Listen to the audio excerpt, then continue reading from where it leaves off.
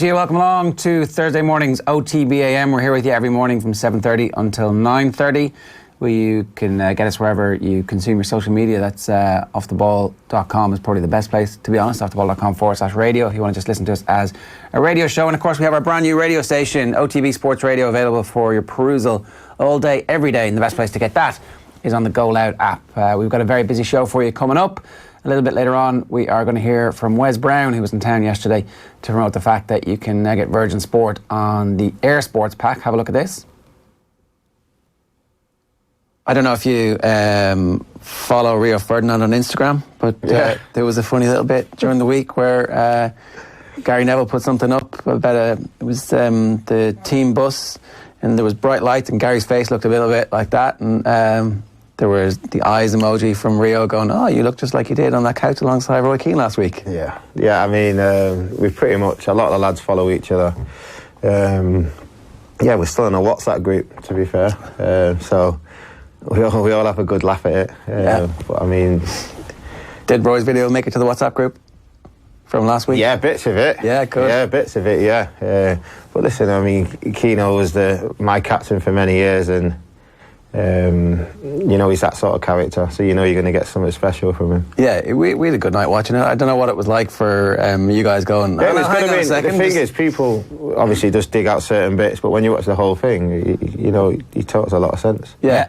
Wes Brown, obviously a fan of the Off the Ball Roadshow with Carberry's from Burgosh Energy Theatre last week. I think a lot of people were. Turns out millions and millions of people have watched that at this point. So if you missed what we're talking about, it was obviously at Valencia that Gary Neville was on the bus getting the flip the bird by the Valencia fans after, I think it was after the 7-0 against Barcelona. But anyway, so the Irish rugby team, and we think Owen Sheehan have safely touched down in Tokyo. Before they left, Owen caught up with Rory Best. We'll play the full thing a little bit later on. Here's a snippet.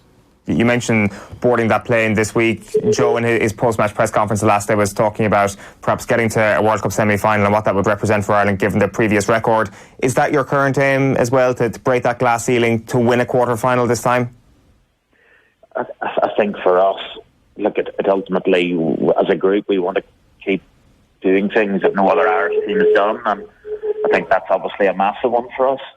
But at the same time, we're under no illusions that this game against Scotland, unlike other World Cups I've played in, we are straight out at the deep end. We're playing the second highest ranked team in our pool first, and we know that we have to get off to a good start, so we have to concentrate on the first game, but it is about trying to create history for ourselves.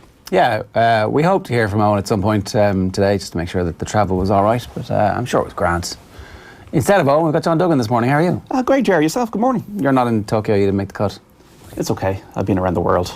As Lisa Stansfield said, I've been to Rio, I've been to Russia. I'm okay to let somebody else get the glory. There's tickets on my desk today for the women's football final on Sunday. We'll tell you how you can win those in just a couple of minutes' time. But John is here to help us go through the papers. We'll bring you exactly what's coming up on the show first. No, we won't. Okay, I'll do that a little bit later for you. So I'm going to start with the Sun this morning. Oh, we're going to do that in a minute. Yeah, so John's written his 6 of the best. We're going to get into that, the 6 best football matches he's ever seen. I'm going to start with the papers this morning first. Days since there's been a sick as a parrot headline? 0. There was one yesterday, there's one today. Should we just make an accommodation that there's going to be a sick as a parrot headline? I haven't seen a pretty potty one, have you? It's coming, I'm sure. You're giving them ideas there. And then the other one is Troy Story waiting on McCarthy. So this is the comments that we brought you yesterday about Mick McCarthy saying, look, he didn't actually start the game for Stephen Kenny, bear in mind. So why would I be picking him for the senior team? And you'll put a spanner in the works if he does pick him for the senior team, because they got Italy in Dublin. Yeah, and we made this point yesterday. Kenny Cunningham was making the point that these are bigger games for him right now, rather than sitting on the bench, unless you intend to use him. Yeah, or bring him on as an impact sub, but that hasn't happened for Tottenham yet. He hasn't made a competitive appearance for Tottenham. Also, McGoldrick obviously is in form. The bigger issue for Mick McCarthy, I think, is around the centre of the park. I think it's more important that, say, we make a decision around the likes of Josh Cullen than Troy Parrott. Yeah. Be my view. And should Cullen be playing in your view? I think so, yeah. I think he should be. Now, yeah. See, this is the bit where Mick doesn't. Is this the shiny object? Well, I think it's the bit where Mick has no future. Like, irrespective of what happens, if he had a future, you would think, well, maybe I'll take the risk here, and I know that I'm banking the credit with the style of play. Mick is a project manager, unfortunately. Exactly, yeah. Yeah. Sorry, the other headline, in fairness, is not bad, is Flyonara. Wings and prayers. No, wings and players as Ireland take off. I don't get the wings and players reference. No, I don't really get it either. Yeah. All right, what have we got first? Well, the Irish Examiner, sky's the limit. Tommy Martin battles giddy optimism out of Ireland's World Cup voyage. Also, not Paddy's Day. Kidney says protest did not keep Jackson out of Cork. This game at Musgrave Park tomorrow night, this friendly match. And then Big Brother Adam Brogan says Bernard deserves jersey for final hurrah. We have The Guardian. Fully focused, roots training to end the summer on a high. That's, of course, the Ashes, which England have already lost. Earn your Spurs. Mick tells Parrott his next goal is to break into the Tottenham team, and once again, Bernard deserves a send-off. Alan Brogan on Bernard. But all these stories are really yesterday's stories. There's not much going on, folks. The Indo this morning, their back page, if you have any optimism, don't worry, Neil Francis is here to come along and puncture it. He says, Ireland are high on optimism, light on leadership and short on depth. So there you go. And then Kingdom of Dublin's number, Cork legend Larry Tompkins believes that Kerry have room to improve in their bid to halt the drive for 5. And then McIlroy's Irish Open vow after earning top award. This is interesting from Brian Keogh. I don't think I'll miss the Irish Open for 2 years in a row. I saw that the dates changed to the end of May, it looks like, and if that's the case, I'll definitely make the trip. I'll definitely make the trip back over for that event. So that's a boost for whoever is going to be running the Irish Open next year. I think Mount Juliet will probably get it. I couldn't imagine they wouldn't talk in a kind of a speculative way about May without it knowing that it's May. So I'd expect that Rory will turn up. Who will host it, I don't know. Yeah, because there was some talk that Rory might have to be forced to take it back straight away. Well, can't be Patrick Harrington. He got the Ryder Cup. There's too much on his mind, too much on his plate. But it's interesting that Rory won that. I think Alan Chupnock, the golf writer in the United States, had this lovely thing on his Twitter about the PGA Player of the Year, which Rory's just won, is PGA Tour players, a high school kids with private jets. And it was almost like a popularity contest. Oh, it's totally a popularity contest. And Rory won the popularity contest. And so this is interesting because Rory wins it despite the fact that Brooks Koepka is the cold-eyed major winning killer. So if it's just a popularity contest, then maybe this point is moot. But maybe there's something else to it as well. Maybe the golfers understand that their main aim every year is to make as much money is to win the money as possible. They're professionals. They're not about winning baubles and trophies. They're about winning money. Exhibitions, invites being brought over the world. And if Rory is bigging up the brand, as Tiger did, maybe that's part of the conversation. The majors help. And obviously you win loads of money every time you win a major. As a purist, Brooks Koepka all the way, wins the PGA, second at the Masters, second at the US Open, fourth in the Open. All the way Brooks Koepka on a purist basis. Now Rory did win the Players, he won the Tour, but who's going to remember that in 10 years' time? When all we think about Rory now, he might correct that in the next few years, but all we think about when he comes to 2019, flunked the Masters, flunked the Open at Portrush. Yeah, I will remember that he was the richest man in golf this year as well. We got some audio of him. This is the other thing that has come out of the papers today after he won the award. Just have a listen to this. It's a bit of a rare occurrence that he would ask me to go for lunch, but I definitely didn't think it was to do with any of this. So to get the Jack Nicklaus trophy from the man himself is, I got goosebumps, and then it was a complete surprise. I didn't know if I expected to win, or I felt like I had a chance, and I feel like I've played really well this year. But to get the trophy from Jack himself is really special. That's Rory McIlroy talking about Jack Nicklaus. He was asked about the Masters next year. I think that's the difficulty is that we always. I certainly overreact every time I see Rory talking about the Masters, going, shut up, stop talking about it. Well, it's September, and he's talking about it. Why are you talking about it? Because he got asked about it. That's the thing. So he's in a press conference. I have to say, I'm not going to talk about it. I'll talk about it at the press conference down Magnolia Lane in April. I'm not going to talk about it now. Who's the PR handler who's saying, we're not going to talk about the Masters? Put pressure on ourselves. That's the thing. So don't force him into not talking about it, because then it's like, it's so in his head, he won't even talk about it. He's in a difficult spot when it comes to the Masters at this point for now and forevermore. Sports Thursday, Brolly was like Marmite, but be careful what you wish for is the headline over Mary Hannigan's piece talking about Joe Brolly being removed from the All-Ireland final day coverage on RTE. Everybody's switching over to Sky. Kerry must learn how to play the hunted is the headline on Eamon Donoghue's piece. We might get into that a little bit later on, but what's your take on Brolly, Joe? Or Well, he won't be watching John. Sky. He won't be watching Sky. I'm sure he'll be there. Brolly, Coma, Joe. John. It's funny that it was quite funny, the tweet he put out yesterday about needing a spare ticket now for the match. I've been let down. Look, I'm not the biggest fan of Joe Brolly's shtick, but to defend him, I think we do need to work in an entertainment industry. Sport is massive entertainment as well as insight and analysis, and it can't be bland. It has to be entertaining and insightful. Joe Brolly is an All-Ireland winner. He's got strong opinions on the game and strong opinions on the Gaelic Athletic Association, and I think that sometimes he does overstep the mark. I think the Marty thing wasn't great, but I think he did, show contrition around that, and I think he should be on the panel. And I think it's what all these things. What are you going to gain by having Joe Brolly off the panel?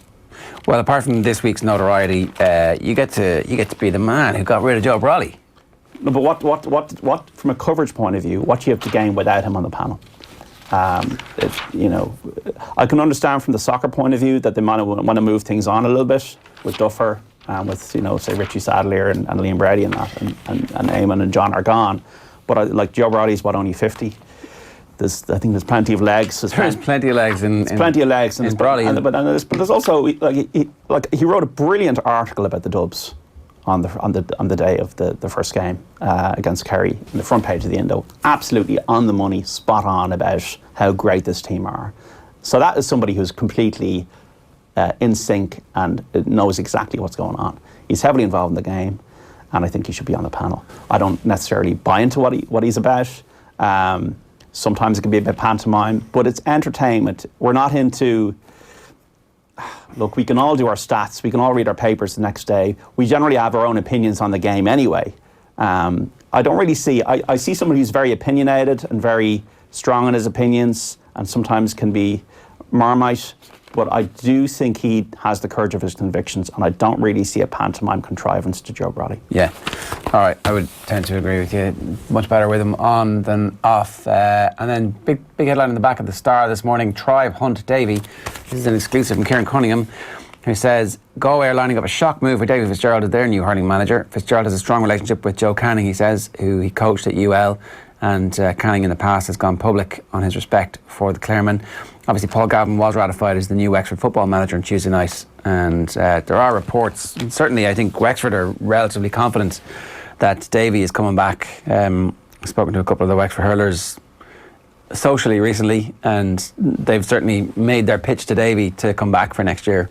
I haven't seen that story anywhere else. I think the question for Davy is, has he taken Wexford as far as they can go, or can they go another step? Yeah, they were very close to win you think about it, they were quite close to win the All-Ireland this year. If you're Galway, though, getting somebody from outside who isn't part of the politics in Galway... Well, Ger Loughnane didn't work, and he was an All-Ireland winning. It didn't, but Loughnane and Davy are very different characters. They are, yeah. You know, Loughnane also didn't have Joe. Davy will have Joe Canning. Galway, I would think, have more potential than Wexford in the 2020 championship.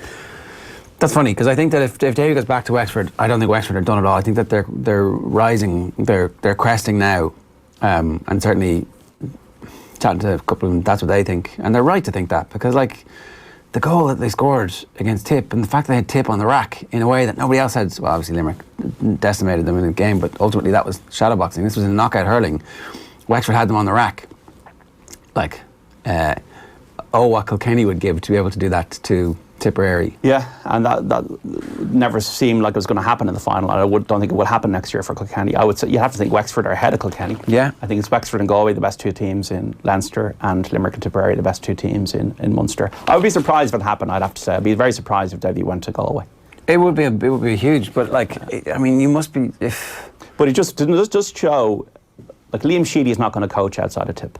Brian Cody's not going to coach outside of Kilkenny. John Colley's not going to coach outside of Limerick. Is he really? So, do you think? Isn't Davy Davy's the hottest property of, say, the floating coaches? Yeah, I wonder, would Derek McGrath, he's obviously is Davy hotter than Derek McGrath? I think he would be. I don't know. I think if you're any of those teams who have decided that you want to play a possession-based game, and your county board is progressive, then Derek McGrath would be an amazing appointment. think Ger and John would be an amazing Kilkenny manager at some point down the line, but obviously it's never going to happen. Eddie Brennan, Henry Shefflin. It's never going to happen. I know. I get that it's definitely not going to happen. It's a lot of people want to wear that throne. A lot of princes in Kilkenny. Yeah, exactly. But he would be amazing. It could just be the type of thing that they need to kick on, because it's going to be interesting to see exactly what happens in the power struggle for the direction of the game.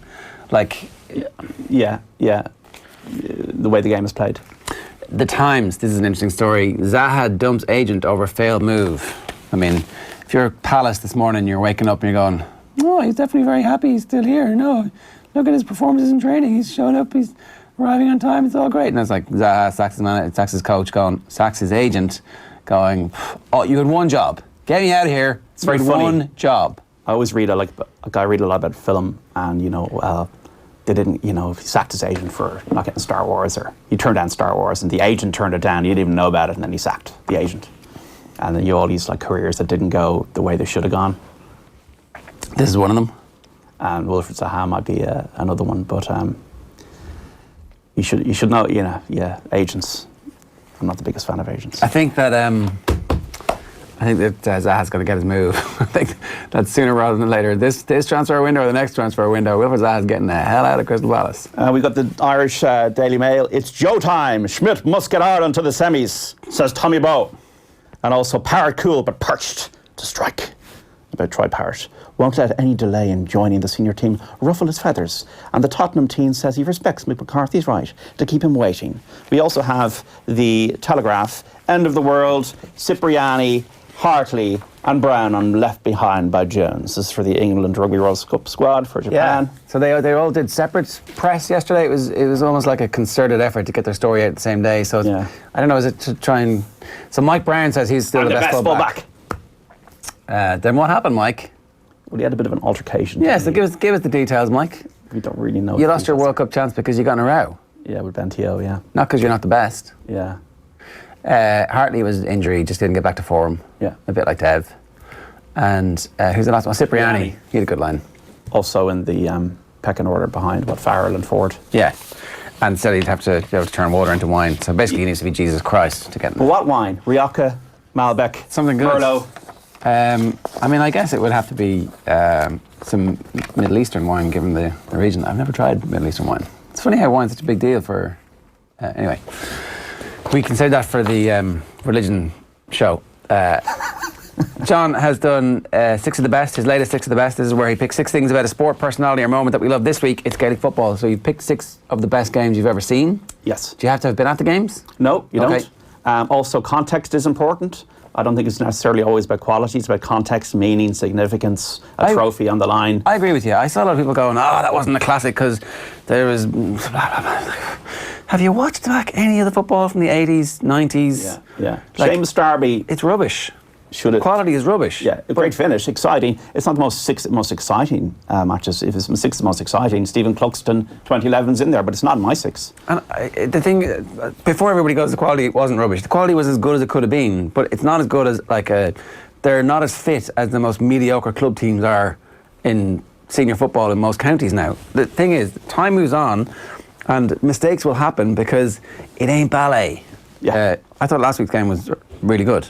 Yeah, it was really good because I think the players understood the magnitude that was on the line, and it was very, very tense. The claustrophobia. You can sense, you can sense things, and I sensed tension. That's the biggest emotion I felt was tension. Yeah, throughout the whole. I've never been as tense at a sports event. And you're neutral. The Ireland All Blacks game when they win. When they win in the last minute, I remember getting up and there was literally a pain in my side from sitting on the edge of my seat for that game because we scored early and it looked like we were going to win. It was the clock ticking and the clock just ran out for us. And ultimately, that was a November international. It wasn't a World Cup. There was nothing on the line beyond that team getting some kind of deliverance.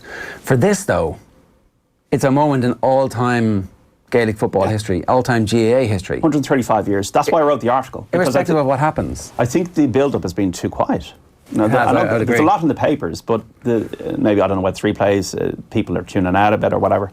I think by the time we get to Saturday at 6, it'll be back on and everybody will be invested. But the reason I wrote it, because I don't think there's been enough said about the huge magnitude. Like, I'm a dub and I'm big into sports history, but I remember even being hyper and buzzed the night before the drawn game about like how big a day this is in Irish sport and how big a day Saturday will be. So I've written an article about the best 6 games I've seen, because people sometimes slag off Gaelic football. I mean, the images that are conjured to me are like Micko, Sean Boylan, the size of the cup, that kind of thing. But also this constant, what about the future of the game? Where's the game going? Well, actually, sometimes you get classic games, and most of the games that I'd be referring to have been in the last 15 years. So to talk us down. Number 6, Kerry Tyrone, 86 All-Ireland final. I was 7. It was the last hurrah for Micko's team, their 8th and final run out from 75 to 86. Tyrone had them on the ropes, but then Pat Spillane and Mikey Sheehy scored 1-4 apiece. That was number 6. So I just remember catching that, the fag end of that as a young embryonic sports fan.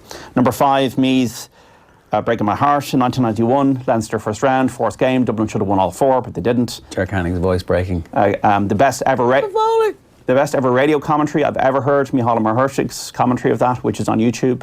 And then David Beggy kicked it over, and I wanted Nightmare on Elm Street to actually happen to me. I wanted the ground to swallow me up, but it didn't. I'm still here. Number 4, Down Derry, 94 Ulster quarter final. The real epitome to me of what knockout football was about. Before, obviously, players deserve second chances. Derry won the All-Ireland the previous year. It was in May. Mickey Linden was a wizard, and they edged Derry in the end down, and Derry never won another All-Ireland since. Yeah. Number 3, the classic that I thought Dublin and Kerry was in 2013. Dublin win by 7, but Kerry had them in trouble for a lot of the game. Colm Cooper was a quarterback, a playmaker. They scored 3 goals inside the first 20 minutes, but Dublin just kept in there. Kerry were still ahead, 68th minute, but then Kevin McMahon and O'Gara. Dublin's... I don't remember what happens after McManaman's goal. It just got another one. Signature of Dublin in the last few years has been their devastating bursts, and that was a real example in Jim Gavin's first season. Yeah, it feels like this is kind of the birth of the new team. And yes. I suppose it is, because obviously it is Gavin's first season, but they weren't, under Pat Kilroy, they were strangling teams and winning just about. Yeah, just about. And this was, as you say, the biggest game since 77, really, when they talk about classics for Dublin Kerry. Number 2, Tyrone Kerry, 2005. Best 2 teams in the noughties. I would say Tyrone were the better team, though, because they beat Kerry in all 3 All-Irelands that they won. I think we all agree with that. The only person who doesn't normally sits there. And he's in Japan now. 04 and 06, Kerry won the All-Ireland, but I just remember Tyrone, waves and waves. I felt like it was helicopters. So which game is this? This is the final in 2005. I think both teams were at their peak around that time. There's when Peter Canavan slipped in the goals before half-time. That goal, there's a brilliant behind the camera, behind the goals camera angle of it, where you can see his Muggsy's movement, where he just takes defenders and the goalkeeper a couple of steps the wrong way and gives it back to Canavan. Almost like a really top goal in professional football, soccer. The way the ball barely moves, it just curls into the corner. It's class. Into the corner. Tyrone, then Tomás O'Shea gallops up the field, scores a goal, but I just remember the waves and waves of Tyrone coming. And of course they did it for Cormac, which is very sad. Cormac McAnadon had passed away just a year before. But my number 1, now I'm a dub, so people might be thinking I'm biased here, and they might have different views on Off the Ball on our social channels, at Off the Ball on Twitter, or John Duggan Sport. But the best game I've ever seen, and if Dublin go on to win on Saturday, this will be the fulcrum moment. This will be the clinching moment for me. When they won 3 in a row in 2017, Mayo have lost 9 All-Ireland finals since 51. I was around Mayo people at the game in the Lower Cusack, and when Lee Keegan put that ball in the net, I felt this was it for Mayo. I was kind of really, really worried. But Dublin, in the last 10 minutes, with the Cluxton kickouts malfunctioning, did not make one single mistake. They had to play the ball out of defence slowly. Dermot Connolly and James McCarthy were sensational. And then it got to the stage where Cillian O'Connor hits the post, 6 minutes into stoppage time. Dean Rock gets the free, and he puts it over the bar. And as somebody who was an obsessive Dublin fan in the late 80s, early 90s as a young lad, I kind of fell out of love with Dublin for 2 reasons. First of all, become a journalist, become kind of, impartial and cynical. Second of all, I didn't like the vibe. I've just finished that book, The Chaos Years. I just read it, I finished it in 2 days, about Dublin. I didn't like the vibe of them, the kind of the swagger, the lack of confidence, really, that bullshit. they had. Yeah, the nonsense. But this was the moment when I said, just as you actually referred to this, interestingly, early in this conversation, the All Blacks. I was distraught when the All Blacks beat Ireland in 2013, but a friend of mine spoke to me on the phone. He says, no, this is champion. These are champions. They did not make one mistake in that move to get that try. Yeah. And then they took the retake and conversion, which they put over. Dublin did not make one mistake in the last 10 minutes of that game, and they won the final by a point. And Mayo might be taking a while to come back after that. John, it's a great piece. 6 of the best is up on offtheball.com now for people to peruse. You can hit us up on Twitter with your own thoughts of and corrections, indeed. Yes, corrections. Lots of Kildare games in there. Kildare, 1998. 97, the Kildare Meath game. The drawing game was amazing. It was 223 to 320, I think, or maybe it was 220 to 317. It was an 2000 amazing game. replay against the Dubs. Tyke Fennan, wasn't it? Yeah. 2 goals in 90 seconds. Yeah. They were classics. Right, it's 7:56 this morning. Plenty more coming for you on OTB AM. Right about 9 o'clock this morning, former Dublin goalkeeper Clean O'Connor is going to join us in studio to look ahead to the All-Ireland Women's Football Final on Sunday. It's Dublin against Galway. We have 2 pairs of tickets to give away this morning. To enter, just share the show wherever you're watching or listening to OTB AM and tell us who Dublin beat in the 2018 final.